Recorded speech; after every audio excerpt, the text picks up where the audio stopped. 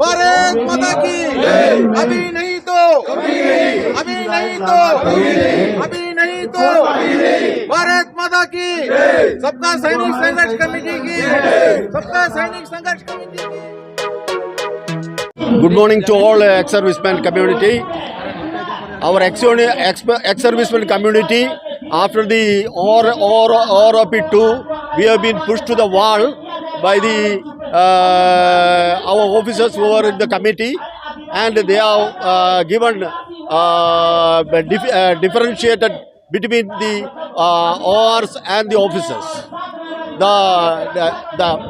For example, military special pay, that must be equal to all. When you are retired from service, you are supposed to be given the equal military special pay.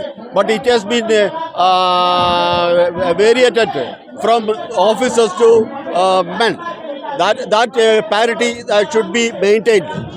Moreover, there are so many lacunas in the ORP2, like making of diploma compulsory for recruitment, like that. Already, those who have paid payment in diploma stream, they have been put in the normal stream. These all things to be addressed. And for that, last 225 days, around 230 days, our brothers, our ex-servicemen from all over India come together on one point to make the one rank one pension equal and equivocal one. But our authorities, I am not talking about the political side. Our ex-servicemen, we are always with the those who do good with ex-servicemen. We will be with them. That's only we can tell. And the about 2024 polls, it may reflect, because all over the they have 98% of the ORs been sidelined by 2% of the officers community. We are 98% and the officers are only 2%.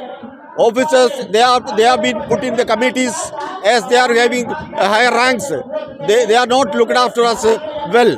They are supposed to actually taking oath to keep our subordinates problems in high esteem, but they are not given any this one to our their subordinates. So I request all of my country, all ex-servicemen, irrespective of caste, creed and associations, to come together and fight for a noble cause and win this one. And I congratulate our people, those who are already sitting for the last 225 days here, and their spirit, and we keep it them in the high esteem. And thank you, sir. सबसे पहले ये जो जितना भी channel वाला है, local channel वाला है, यही आप लोग ही हमारा सबसे बड़ा समर्थन देता है। आप लोगों को सबसे पहले मैं धन्यवाद करता हूँ। मैं ये बताना चाहता हूँ, हमारा आर्मी का जो गठन है, सबसे पहले ये ब्रिटिश वालों का कानून अभी भी तक हमारा कानून में चल रहा है। MIML, manual of Indian military law, और ब्रिटिश वालों के लिए सेपरेट लॉ था।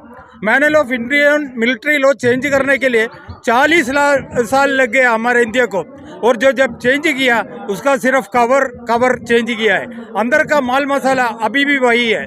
और यहाँ देखो, अभी हमारा जो पे कमीशन बैठता है, हमारा जो ऑफिसर्स है वो सिर्फ उनका रेप सिर्फ पे कमीशन में जाता है, और वो जो मनमानी है उन्होंने जो लास्ट आखिरी में जब 7th पे कमीशन में डिफेंस का पे कमीशन जब सेपरेट किया, तो उन्होंने क्या किया, 7th पे कमीशन में उनका जो पे फिक्सेशन है 2.81 में फिक्स किया, और हमारा जो जवान है उसको 2.57 में फिक्स किया। और हमारे जितना भी जो ये एक्स-सर्विसमैन लीग का जो ऊपर जो बैठता है, जो ऑफिसर्स, जो हमारा मेजर जनरल जो सतवीर सिंह जैसे आदमी लोग हमारे जवानों के साथ धोखा दिया है।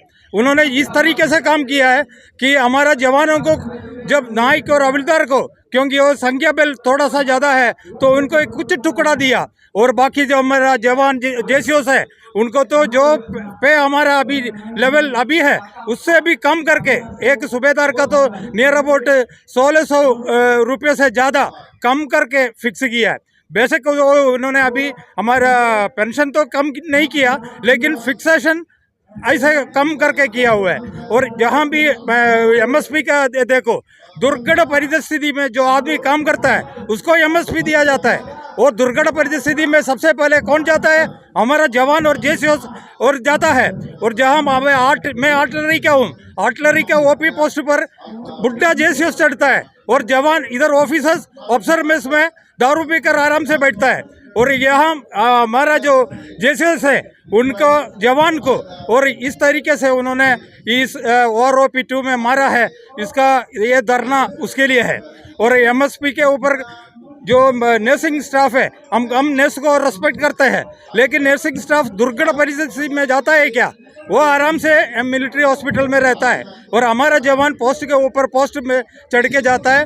और जो नर्सिंग स्टाफ है उसको 10,800 रुपये देता है और जवान जेसीओस को 5,500 रुपये देता है। ऑफिसर्स को जो आराम से रहता है, जो सहायक को इस्तेमाल करता है लड़ाई में भी, उसका टेंट लगाने के लिए, उसका सेवादारी करने के लिए जवान रहता है और उसको 15,500 रुपये तनख्वाह देता है।